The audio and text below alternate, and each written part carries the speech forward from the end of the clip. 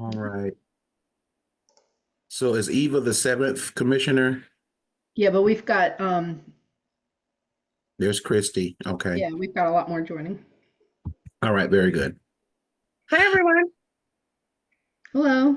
Hello. All right. Well, we're going to call the meeting to order at 6:31 p.m. Please mute your microphones unless you are speaking. Any guests in attendance, welcome. Please introduce yourselves in the chat. Also listing your organizational affiliation, if any, and providing your contact information. To ensure that we have adequate time to hear from all commissioners, guests are asked not to speak during the meetings. However, you are invited to share your comments and thoughts in the live chat. All right. For the first action, can we get a motion to approve the minutes from the last meeting?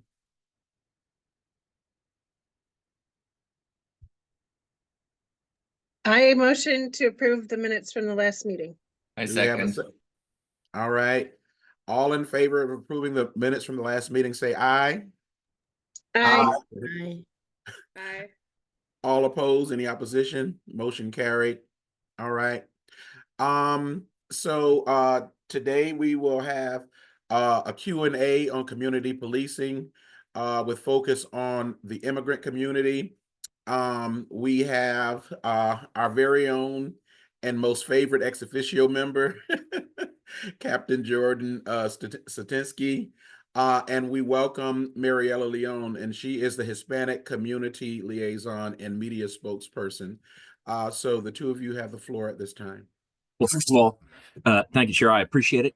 Second of all, just to let you all know, this will be my last meeting with the ACP, unfortunately. I've been promoted and I'm moving over to our first district as the commander, effective in a couple weeks. And depending on where your boxes are on your screen, you probably see Captain Kathy Estrada, who will be assuming command of CED on the 23rd when I leave. So Kathy, you want to introduce yourself real quick before we get started? That'd be great. Sure. Good evening, everyone. I am Captain Kathy Estrada. I've been on the department approximately 19 years, and I grew up in Montgomery County, went to school here, went away to school, college, and then came back, decided to join the department. So I've seen a lot of changes. And in fact, one of my assignments as a sergeant was at the Community Engagement Division, which has changed a great deal. So I look forward to working with you. I'll put my contact information in the chat, and thank you. Thank you, Captain Estrada. I appreciate that. So I know the commissioners, the ACP, wanted to talk a little bit about immigration and such as far as the police department's concerned. But before I go down that road a little bit, I'd like to introduce Mariela Leon. She has been with us, well, I'll let her tell you how long, but a little while. And she has done a fantastic job integrating and connecting with not only the Hispanic community, but other communities across the department. I kind of envisioned her position going from just one sector to a lot of things. One of the things in the 2.5 years I've noticed since being here is that we have all these special little groups to advise us, but everybody pretty much has almost the exact same style issues. So we're trying to expand that to have a more broader approach versus, to be honest, self-selecting into certain areas, if that makes sense. So Mariela?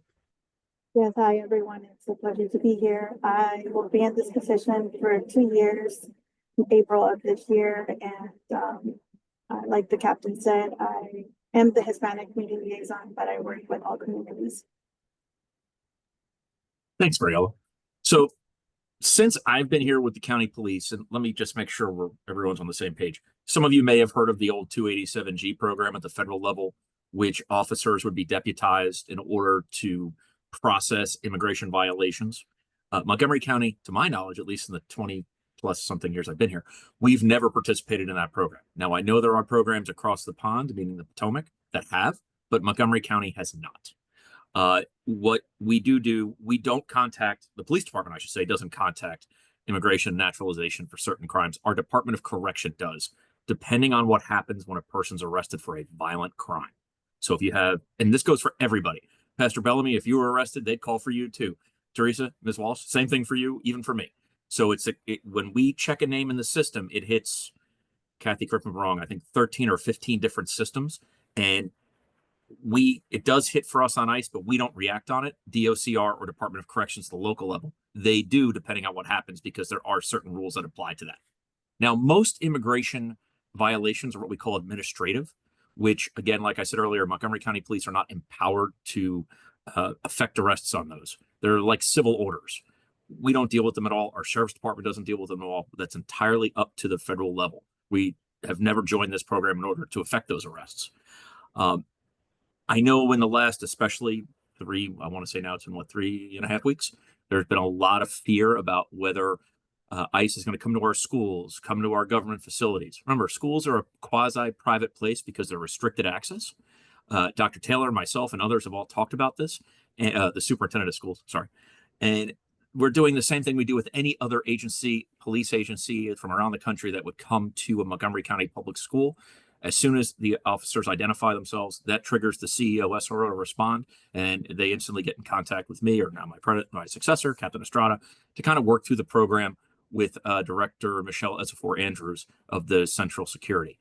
In the end, if it turns out, let's say it's administrative only, they're going to be turned away at the door and there's nothing they can do. If there's a high-end criminal reason, we may discuss that further, but again, there has to be something else like murder or sexual assault or something else going on. So that's kind of the overall. I'll let Mariella speak to literally how many contacts and requests she's had for information over the last 3 weeks and kind of how we've been handling that, because as I believe Ms. Farag has mentioned before, we are arms of the county executive under the executive branch. So when I'm wearing my costume, I am not political. I do whatever he or she sits in that seat says. And that's what we're doing. Okay. So we're not taking any kind of stance. We're not grouping ourselves with private entities to promote or not promote anything. We're giving the same standard answer to everyone. If you have an issue or questions about immigration, everything I just said is what will be told to you, as Chief Yamada has also said, and the CE. But we're also directing people to the Gilchrist Center, which has all sorts of resources for folks. So Mariella, I'll let you take it from here. So we have been receiving a lot of calls, emails, messages, not just from community leaders, but also residents, just in fear of whether or not they can report a crime, and if they are a victim of a crime, whether we're going to contact ICE. Part of what we're doing to reach out to them is have spaces that are being created for open dialogue where they can ask those questions and speak directly to myself and a uniformed officer. Just today, for example, we had 48 residents who joined a Zoom call. We've changed the platform because of the fear. Instead of doing these sessions in person, we're doing them virtually. That way they don't have to worry about immigration or anything like that. And simply these platforms are being raised to listen to them, answer questions. For example, today, one of the requests we got from the participants was if we could, on the next session, educate them on what is a civil violation and a serious criminal offense. And it's just really having a supportive environment where they're being heard. We have every second Monday of each month, Cafecito with Mariela, which is basically a place for them to know that there is a Hispanic liaison. I introduce myself along with a law enforcement officer or somebody that works within the police department to talk on topics that they ask, similar to what you guys did where you sent us questions before. That's what they do each month. They'll ask us what it is that they need, and we provide it to them based on the need. We also have the Hispanic Community Academy, and surprisingly, like I did look up the numbers, and the numbers for them are continuing to be strong and high. I looked up the numbers for session 10 in 2022. We had 17 participants. In 2023. The last class had 24. And then I'll jump to the session last year. It had 28 participants. And then right now we have 33 participants. We did have over 100 registered participants for this class. And then we cut the list. So at least that is showing strong interest. It seems like now the community is realizing the importance of being, knowledge is power. So knowing what their rights are. And as far as fear, they are afraid, but they are reaching out and asking for support, asking for us to provide that information and guide them through what services are available. Today, we had another meeting too, where So I received about 60 calls in total throughout the last 2 weeks asking various questions. So I invited these residents to join us and had the Gilchrist Center. So we had Jennifer Mata, who works with the Gilchrist Center, to kind of explain, because a lot of them are like, why is Mariel and, you know, the police department referring me to the Gilchrist Center? So she kind of helped facilitate, explain why we're referring them to them, and went over services, and then being out actively in the community. So we are out at churches, community meetings, creating events as well. We have a women's support group where we meet every month, and that's for victims of domestic violence or sexual assault. So there's a little bit of everything going on. And that's only what I'm doing from my end, but I know that our team has a lot of other initiatives and things that are doing aside from what I'm doing. We also have every month our Latino Liaison Committee meetings, and that is not open for like the residents, it's open for the community leaders. And it's a place where they, or you as a community leader, can tell us what it is that you hear, what is the need directly from those residents that you're serving, right? So they also let us know this is the time where the chief of police is there, our assistant chiefs, commanders, captains, and we kind of go over any type of crimes, crime trends that are affecting the Hispanic community. In addition to that, they'll reach out to me separately and ask about certain news releases they want us to go over or topics. Did I miss anything, Captain? Nope, I think you covered it all. So I guess based on that, or Captain Estrada, did you have anything you wanted to say, or you're good?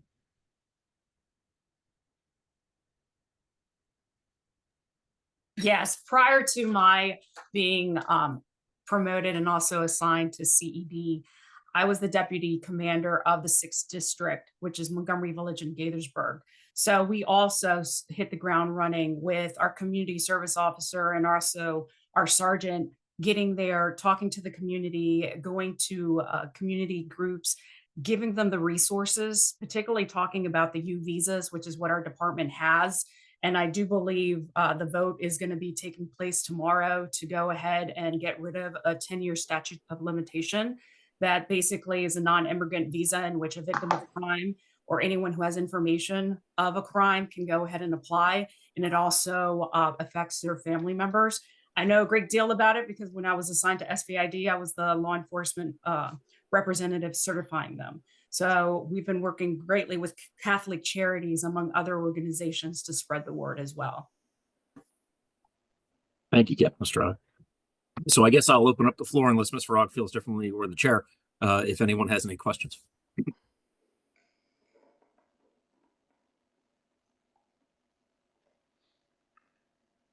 Okay. We're here. We'll be here. If you guys have questions, you can put it in the chat. Oh, Francisco, sorry, I didn't see your hand. I apologize. Go ahead. I just raised it. Thank you very much. I just, since there's a lot of discussion about, with the new federal policies on immigration, if the officers on the on patrol have they noticed any changes in the degree of cooperation that they're receiving from the immigrant community? And this may be a little bit too early, I realize, but anyway, just asking. No, it's a good question, Francisco. I'm sorry. No, to my knowledge, not at this point. We haven't seen it, but I credit that to a decade-plus education plan where we've talked about this time and time again. I do think where we're seeing most of our questions, and Mariela, you can go ahead and correct me if I'm wrong here, really has to do more with our either new parents or newcomers to the area. Which, you show up someplace and you think one thing and within 48 hours, totally on its head. And depending on where you came from, law enforcement's very different where you left and where you arrived from too at this point. So yeah, you're right, Francisco. We don't have enough longitudinal study at this point to show a decrease in citizen cooperation, but I haven't seen anything marketed anywhere where we dipped off. Yeah, and I can add, so for newcomers, we do meet monthly, and we started with 14 newcomers that just, came into the state. For different parts of the world sometimes. And right now we have 100 and I think it's 44 or 54 different newcomers that have joined. This is something new that we started where we are educating them on how Montgomery County works, how our police department works. And it's part of just answering those questions and letting them know what's available, what to do, what not to do, and where to call, who to call. Just a simple example, what is 911? What is a non-emergency number? How to report something anonymously and things like that. Thank you, Mariella. You're welcome. Mr. Blair. Yes, I just want to know whether what the Trump administration is doing about mass deportation, how has that affected, or does it affect the community policing process? So again, back to your question is kind of in line with Francisco's as well. It's too early to tell if we've had an impact on that at this point. But again, we have really, I mean, and you guys have heard me talk about this before, marketing, as far as how we interact with the community and such. We have done a really big, like a good job of, at least I think, of getting that information out there. But again, there's a lot of fear here and that colors things automatically. So I don't know. We just haven't had this in place long enough. And the administration changes certain tactics sometimes every hour. So we don't know what's happening. It may take a little while for us to catch up to figure that out. Just one other, just add to it.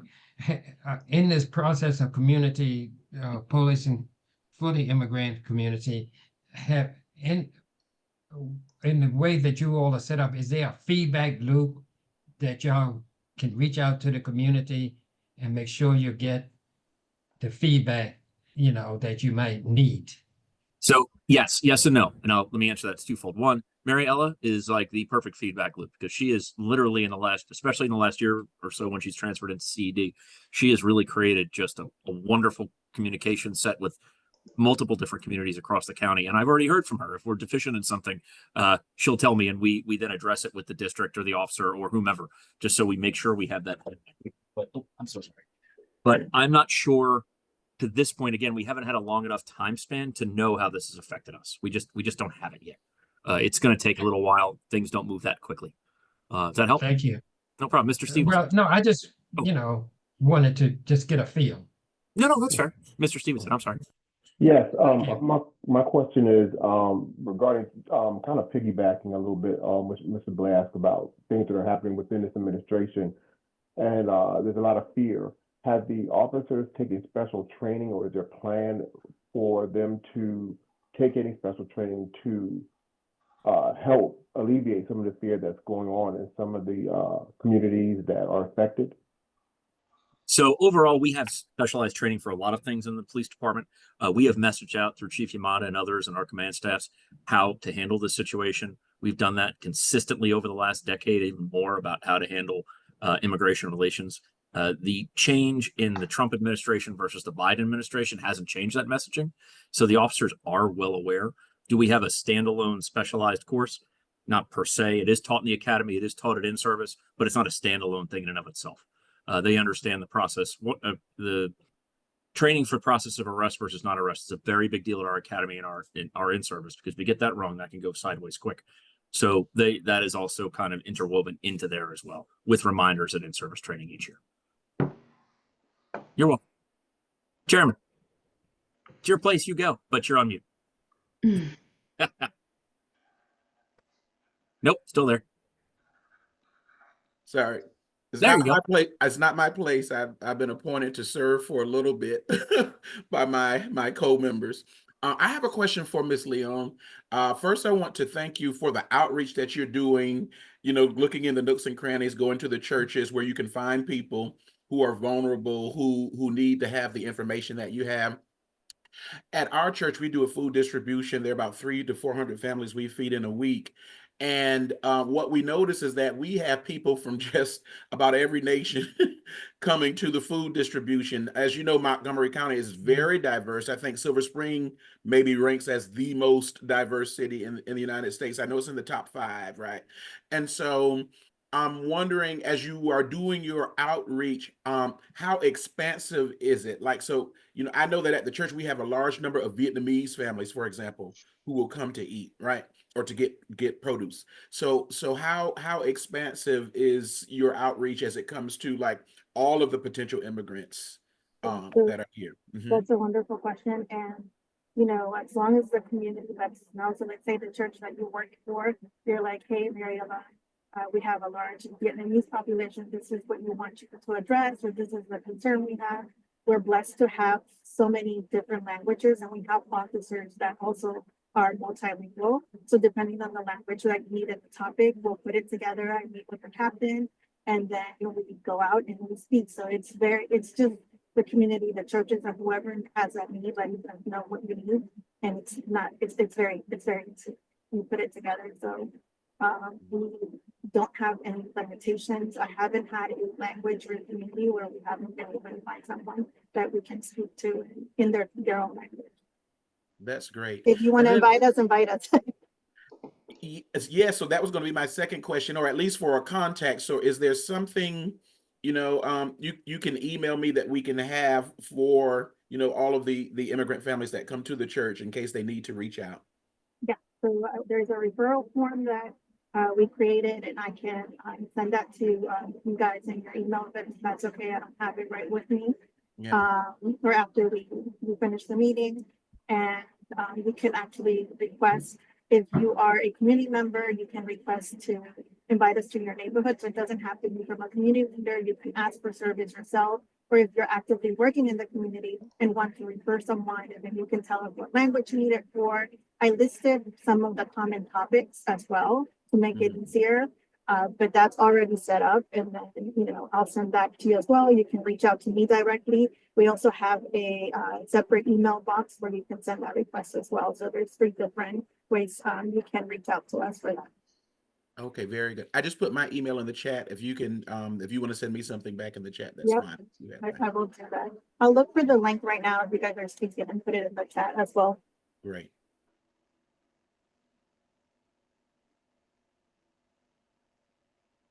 Other questions?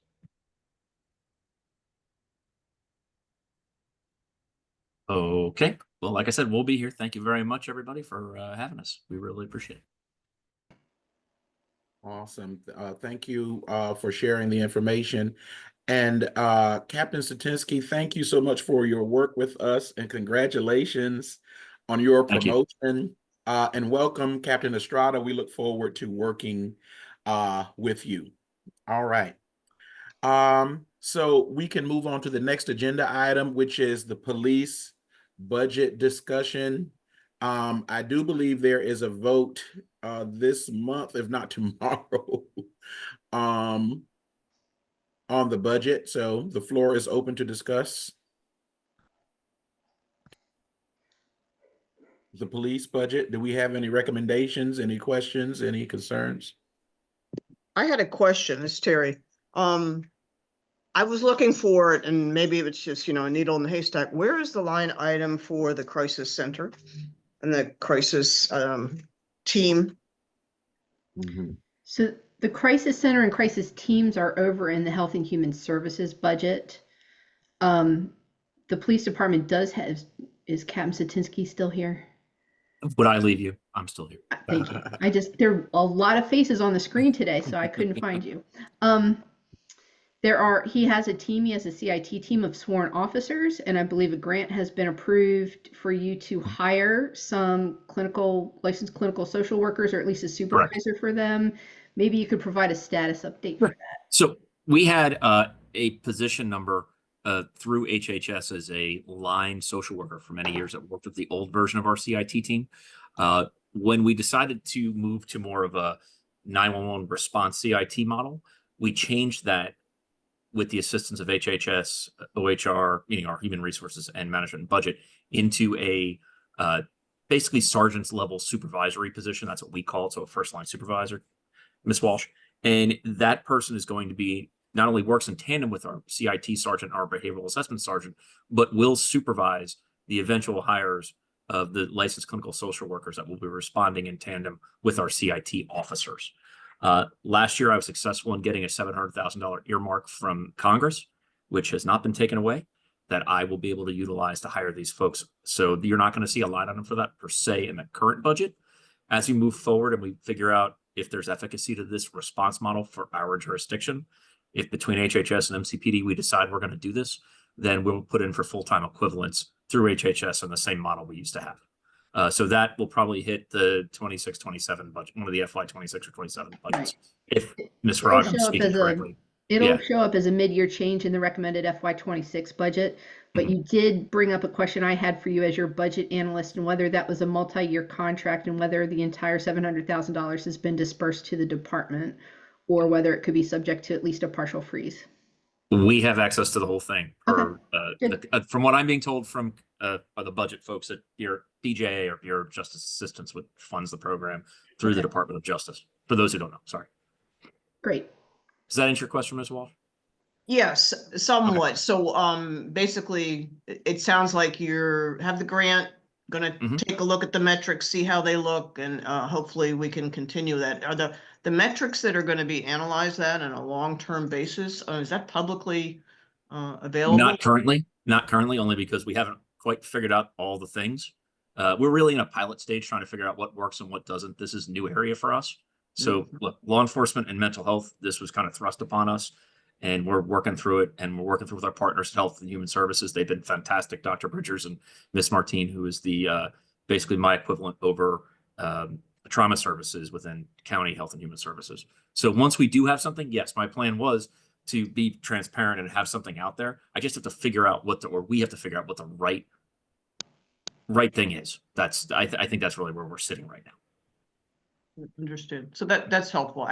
As an individual, and I'd like to say for the group, I think that we would like to be looped into that because, it's going to be a direct correlation. Let's hope, right? I mean, let's hope the community services and the responses to someone with a mental health crisis, those go up, and then maybe the number of officers that have to be involved in something that is very more mental health goes down, right? So Well, Ms. Walsh, I'll give you, like this. I get it. And, a quick aside, when I started in police work, domestic violence was a bulk of my calls for service. And then the laws changed and how we focused on it changed and those went down. Now, mental health related calls for service are the bulk of all the things that we do. And it's a lot. And we would like to see police step back from this. But I will tell you quite candidly, there are many instances where people's brains, for all intents and purposes, they break. I mean, I hate to be very colloquial, but that's what happens. And they become violent. And I can't send a social worker in there alone to handle that. And that's where we're coming in and that's what we're doing. And that's what this is about. I'm not trying to criminalize mental health. As a matter of fact, Ms. Farag's heard me. So is there some of the people on this call? I make a big deal about not doing that. I do not want to use the criminal justice system. Our laws regarding mental health in the state of Maryland are pretty atrocious. So, I mean, I will say that. And I have a very hard time sometimes being able to get people the right assistance they need. Without our main goal here is to not have the repeater, right? And getting them to get into a program or getting them assistance, that's where the problem lies. And HHS is as hamstrung as we are sometimes. Thank you for that. You're welcome. No problem. And I concur with everything you just said. So Thank you, Ms. Walsh. thanks. That was my only question. Oh, okay. Susan and Chairman Bellamy. Brian. Brian. Brian. Okay, Brian. Brian. Thank you, Terry. Any other questions or thoughts on the police budget? If not, Not a question, but just a quick comment. I found it very difficult to sort of wrap my brain around the budget. Particularly, there were a lot of acronyms that I couldn't figure out, and I sort of perhaps the veterans in the commission can let us know what issues they focused on in the past. all right, veterans. Cherie, are you there? I recall you bringing this up last month. Yeah. I'm sorry, I am here. Okay. I missed the lead up. I'm sorry. All right. So Francisco was asking if there were veterans on the commission who can share what are some of the things that the commission has focused on with regards to the police budget. Are there any things that we need to question or to focus on? Because it was there were some complications in understanding parts of it because of acronyms or things that we newer members would not have known. And I recall you bringing this up last month. So is there anything that we need to focus on as a commission as we look at the budget? Now, I mean, I think the question about the CIT was very important. I don't know if we have really explored the whole technology, you know, how technology is being addressed in the budget. You know, it's in part drones, but also other technology updates, because that can really, you know, drain a budget. I don't know if we've had discussions, I don't think, in prior years, we really didn't have discussions about, say, equipment stuff, you know, cars and, you know, and how much of the budget that takes. I mean, I think the common thinking is that, you know, not just here, I mean, like out in the world, is that the budget, the public safety budget is primarily personnel based.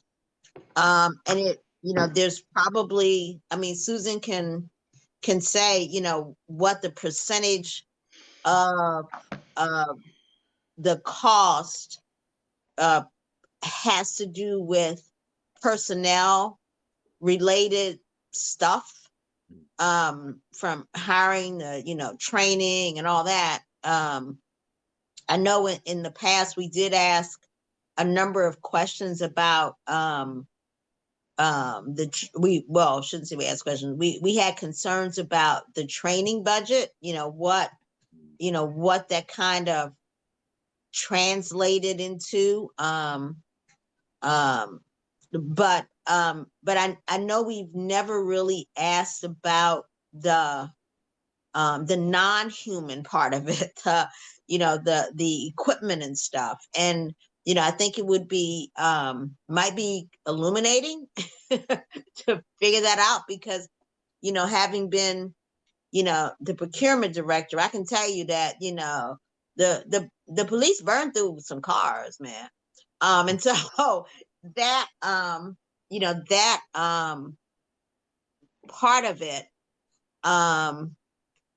would be, you know, to have a breakdown along those lines would be helpful, because if there's any other stuff that comes up, like, you know, like, are you, you know, I think when we did the training, the police academy stuff that we went out and did, there was a lot of discussion, or some discussion, about tasers.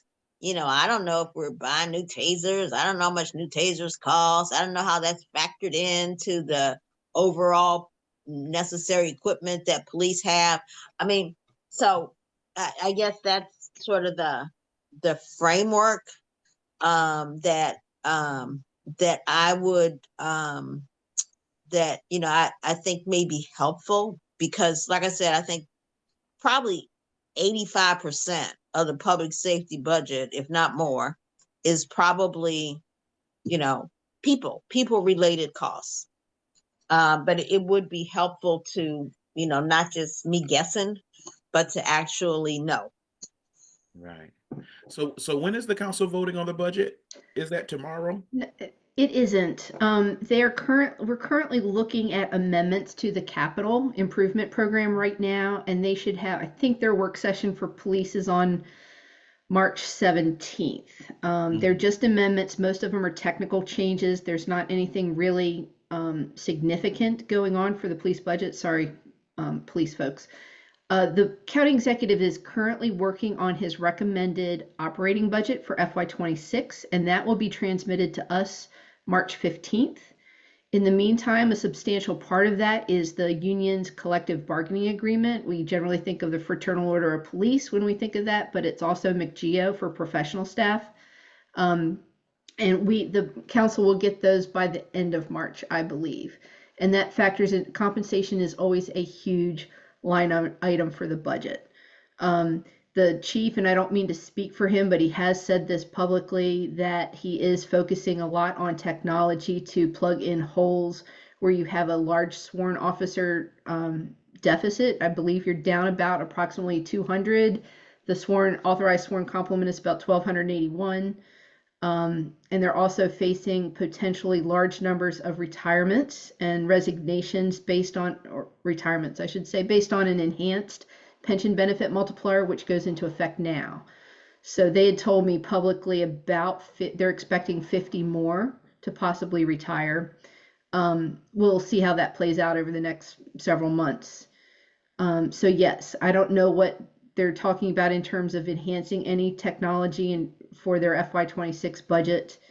That stuff is usually kept pretty confidential before it comes across the street. So. Okay.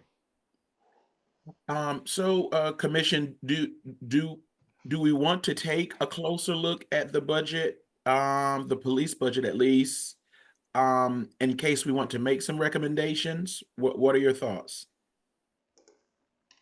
I say yes. I think I like Francisco, some of the, to get a better understanding of what some of those acronyms mean, it would be good for me personally. Yeah. Should we create a subcommittee to take a particular attention and focus to all the minutia of the acronyms and to maybe answer some of the questions like the breakdown between personnel and technology, et cetera?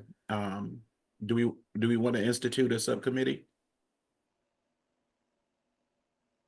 Will someone be on the subcommittee that can help us with defining some of this?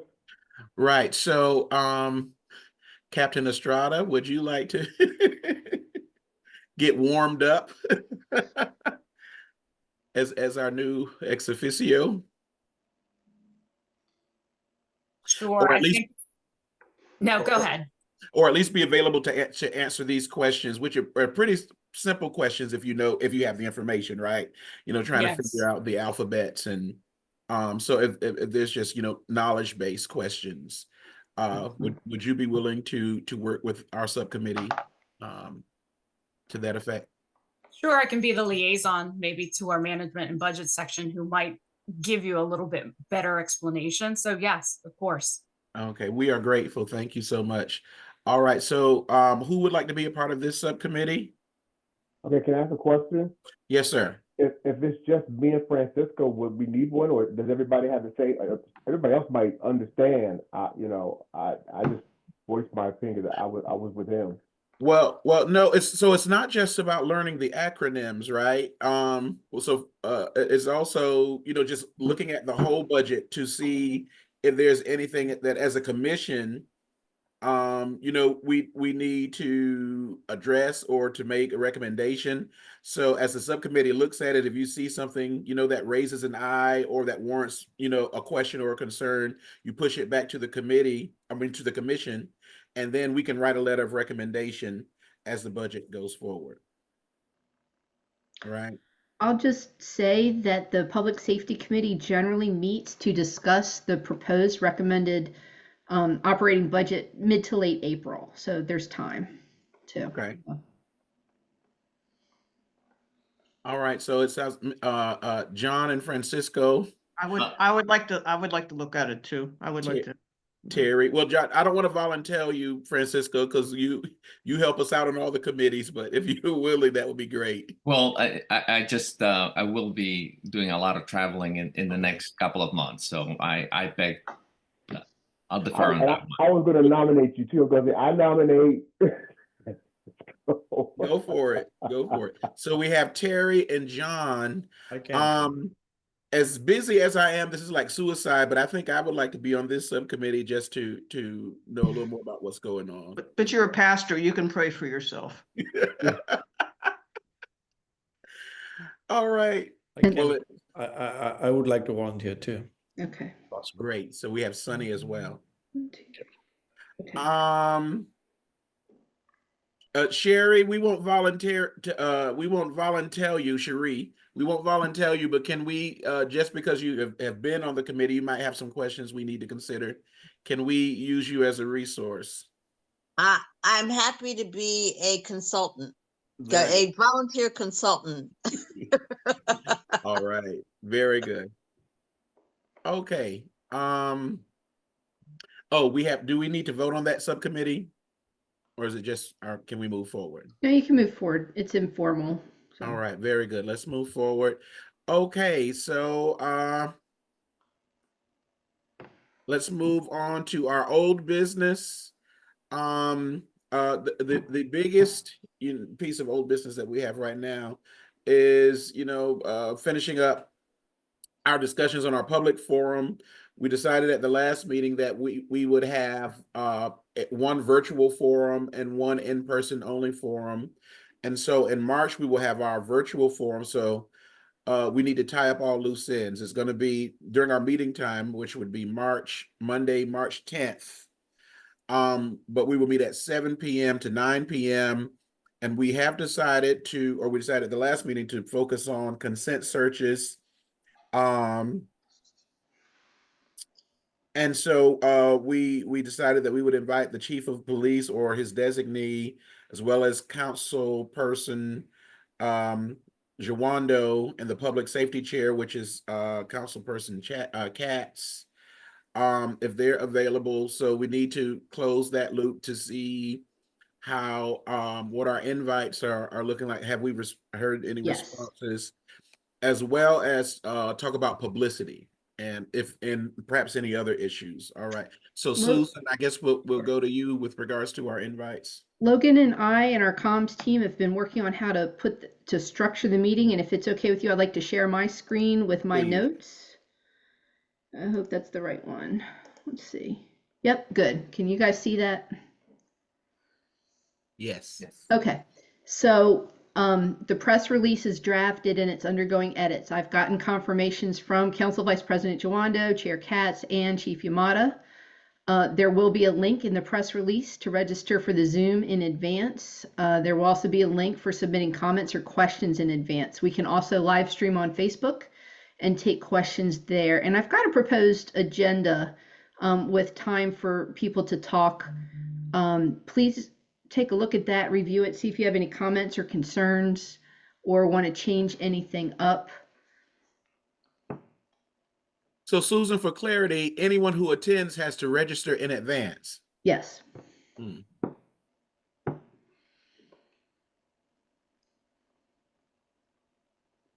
So just to be clear, I see it says police representative. We don't have, we have not identified a particular person who will be speaking. Chief Yamada's placed a hold on his calendar. I just need to follow up to totally confirm that. Okay, that'd be great. I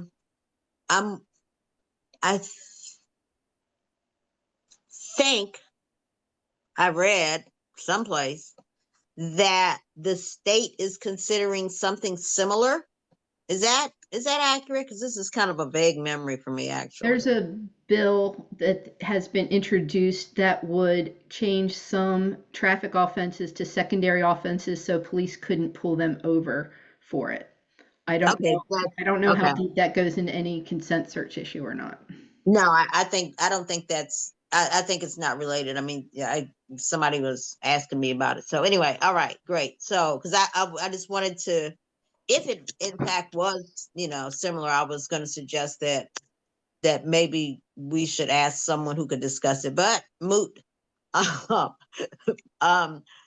Okay, so if in the event that Chief Yamada is unavailable, do we know who would be available?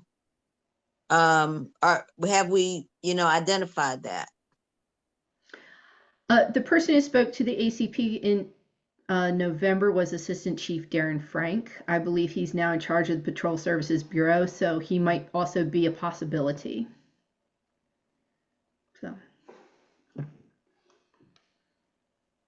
Okay, so the rest of the agenda that I'm looking at on your screen, are we voting on on some of these, are any of these decision points? So, We can change it any way that you would like to change it.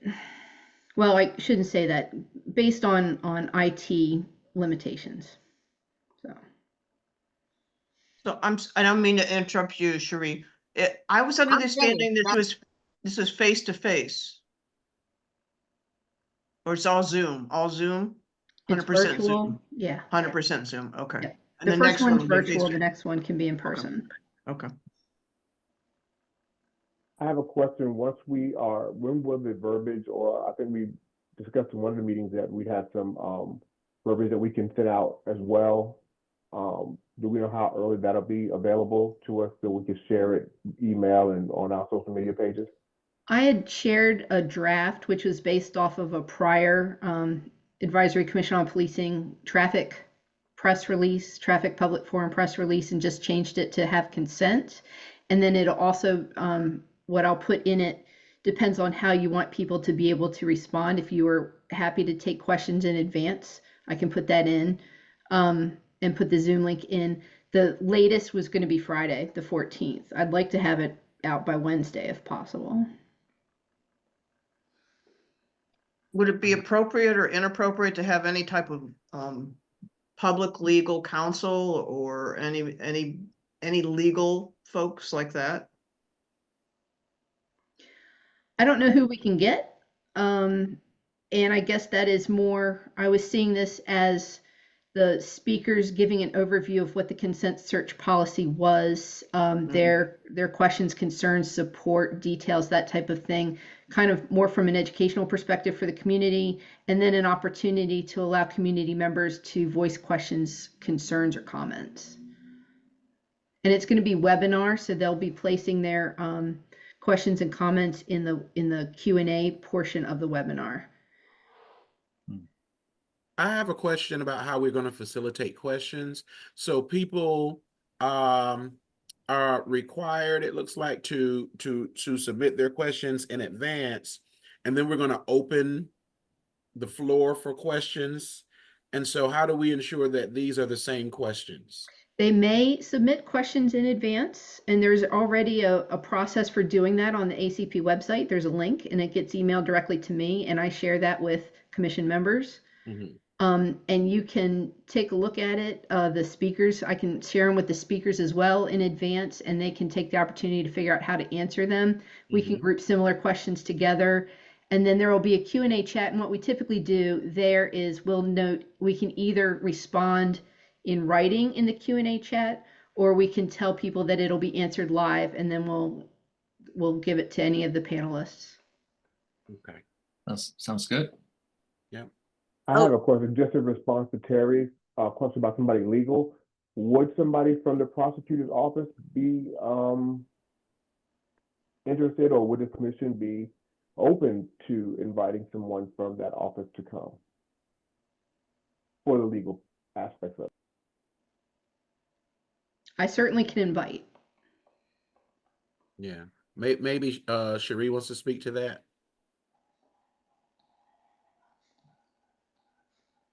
Cherie? Sorry, I had a question on another topic. Oh, okay. So wait, well, let's close the loop on that. So can we, so Mr. Stevenson, we're inviting someone from the prosecutor's office. Are we inviting anyone in particular, or how do we choose who we're inviting? Well, could it be the state's attorney or the assistant? Okay. I would send it to the state's attorney, and then he can designate somebody if he's not available. Okay, great. Okay, so will you do that, please? Sure. Is everyone in agreement with that? Okay. All right, Cherie?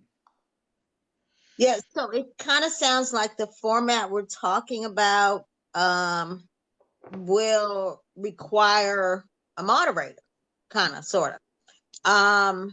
So, which I think is fine. I mean, but somebody's going to have to, be feeding these questions and stuff. So, who's going to do that? Right now, Logan and I will do it, and people from comms will help with the technical part. So. Okay. All right. Thank you for this, Susan and Logan. Does anyone have any other questions or thoughts? All right, if not, we can go. I'm sorry. One more thing. Sure. Hate to sound like Columbo, but like just one more thing. Will we have some kind of mechanism if we're going to ask people to register in advance, right? Will we then be able to send something to people after the session to see, if, I don't like the word survey, but sort of a survey, and to figure out if there were any, if to get an idea of, whether there are whether people see like some gaps, where it's like, okay, that was great, but we think this will be a problem that this law doesn't address. Will we have that ability? I think that Zoom has that ability. We can certainly send out a survey by email if people give us legitimate email addresses. I would need you to vote on the general scope of that survey, those questions tonight, so that we have it in time for the next meeting. Or could we just ask during the meeting that people go to the ACP website and provide any comments on what they think they liked about the session, or any recommendations on how to improve it? That would make it a lot easier. We can do that. And it will leave it open-ended. I like that also. Yeah. All right. Anything else on I just had another question. I'm sorry. So if it's going to be live streamed on Facebook, do people, they don't have to register for Facebook if it's live streamed on Facebook, right? No. So in theory, you could get someone live streaming on Facebook and ask a question then. They can ask a question in the comments, and that's actually a follow-up question I have for the comms folks, that we can make sure somebody is monitoring Facebook to get those questions too. So. And is there a cap? I've worked in places that were much smaller, and there was always some type of. We have to use a different licensed Zoom product because mine doesn't have webinar capability, but my license has 300 as a max, so I'm sure that a webinar one is bigger. So. Thank you. all right, anyone else? Okay, we can move on to the next agenda item. Yeah, I mean, yes, the proposed outline looks good to me. Do we need to, Susan, do we need some kind of affirmative action here, or just? No.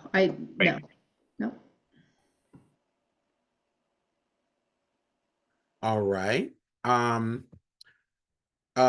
New business. Do we have any new business that we need to discuss?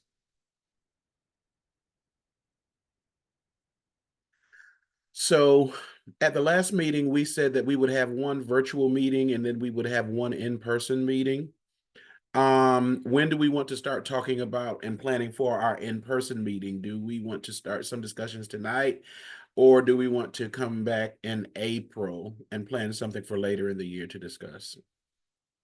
Are we thinking April?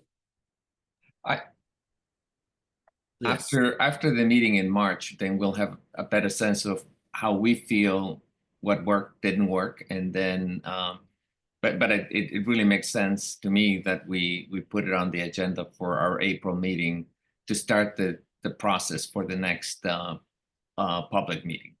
Very good.